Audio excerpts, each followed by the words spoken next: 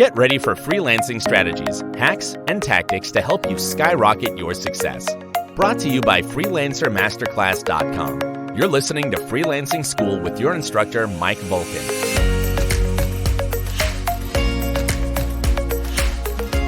Hi everyone, Mike Volkin here with Freelancer Masterclass. I wanted to talk to you about our new sponsor, Tresta. If you or your team are working from home, this is the perfect virtual phone system for you. Tresta is an app for iPhone and Android that allows you to do business calling and texting from anywhere with no hardware, just a smartphone you're already using. And a lot of freelancers list their personal phone number on their site and then get overwhelmed with all the business calls they received, especially if you've been through Freelancer Masterclass.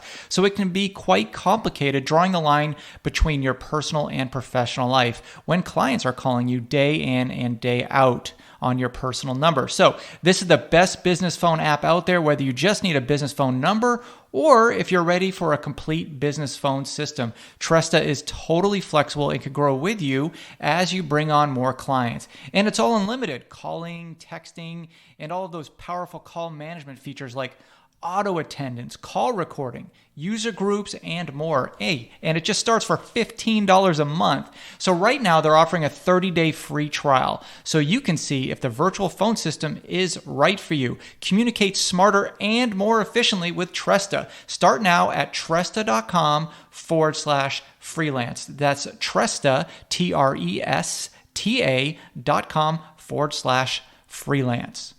Hello everyone, thanks again for joining me for Freelancer School. Today we have something a little different for you today. We're going to do a little role playing and I want to know what it is that you would do in this situation. Yes, podcasts are a one-way conversation. I can't hear your answer, but at least if you play along, you'll be able to be mentally invested. So there are 3 scenarios here that I've run across in my career where I could have been very dishonest and made a lot more money, but I didn't. Actually, there's more, but there's 3 I want to highlight. So I want to role play with you and see, if this happened to you, what would you do? And it's more of a morality check than anything else. So the first situation is a company that I was working with, and they had paid in advance. Okay, so when the contract started, they paid in advance. The HR person then left the company, and a new person came in.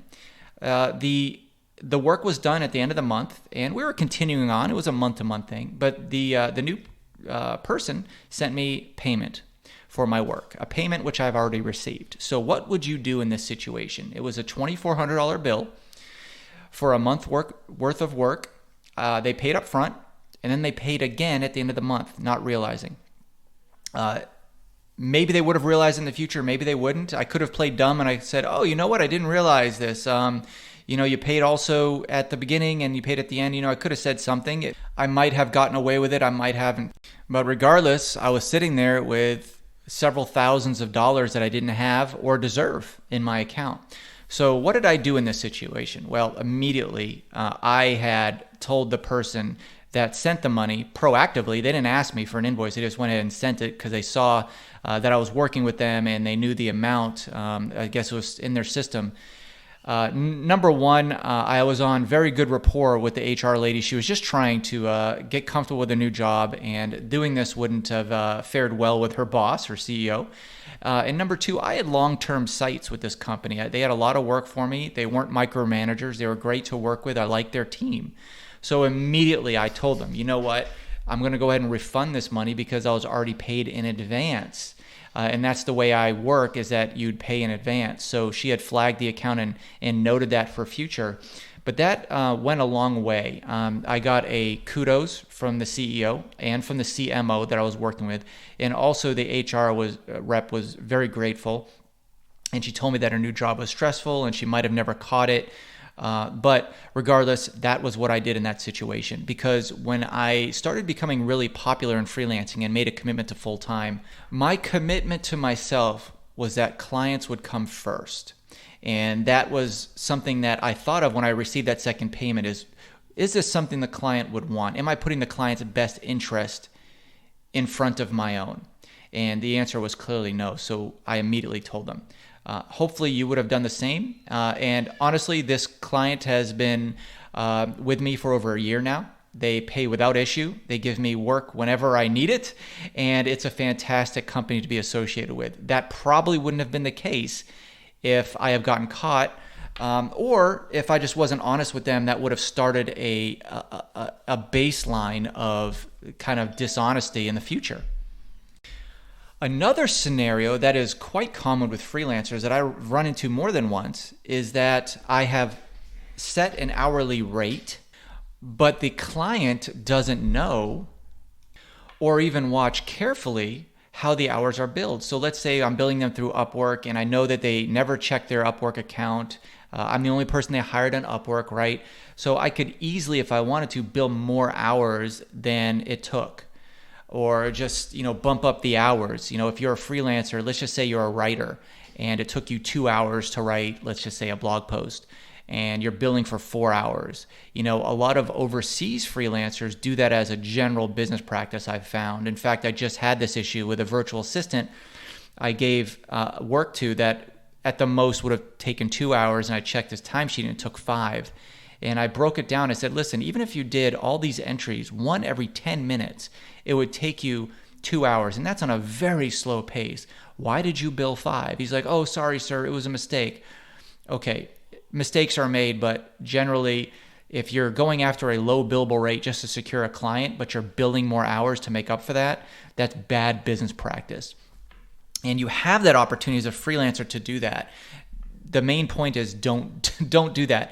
Don't bring in somebody as on a low hourly rate just to secure the contract, but bill them more than you're actually working. That's immoral. And it's dishonest. And when you're working for an hourly rate, which you really shouldn't anyway, it's your moral obligation to bill honestly. Okay, so what would you do in that case? If you had a job that you fulfilled in 3 hours and your client had said, you know what, this is probably going to take 6, would you bill them the 6 hours or even 5 hours? Honestly, I don't do that. And almost all of my work now is flat rate anyway, so it doesn't matter. But if you're an hourly employee, you should really consider, or an hourly freelancer, you should really consider billing very honestly, because people do hire you back for long-term work if you bill honestly. Some of my freelancers that I hire for long-term work, the people that have been with me the longest, are people that I know bill very honestly. All right, I know that if it's an hour job, they're going to bill me an hour. Okay, I know that if I miss a meeting, which is rare, they're not going to bill me the hour as if they had the meeting with me. Okay, the third scenario. This is on the hiring front, not being hired, but on the hiring front. So I have freelancers working for me, and one of them forgot to bill me for a fair amount of work. Do I tell them that? It was over 6 weeks after the project had been completed. I noticed he didn't send the bill at the end of the first month. We're nearing on the second month, and he's asking me for more work, as if he's already closed the books in this previous work. And this is almost $800 in payments that I know he wanted. And for some reason, he just didn't notice. Would you tell him? I mean, I left a little blank space there for you to respond to the one-sided podcast, but ultimately I did tell them because this was a good freelancer. I wanted to continue working with him. And I know that he relies on this work to support his family.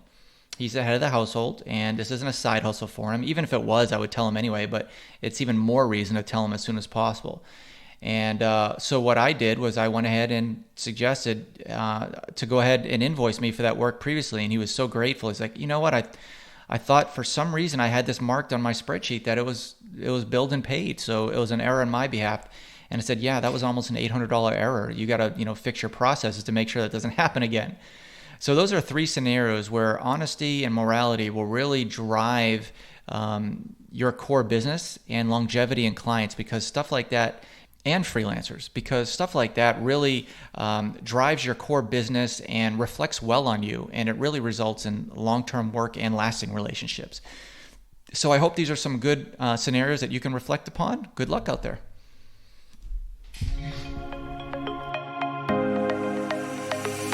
Thank you for joining us for Freelancing School. Be sure to subscribe to get the latest updates on the show. Go to freelancingmasterclass.com to become a master freelancer.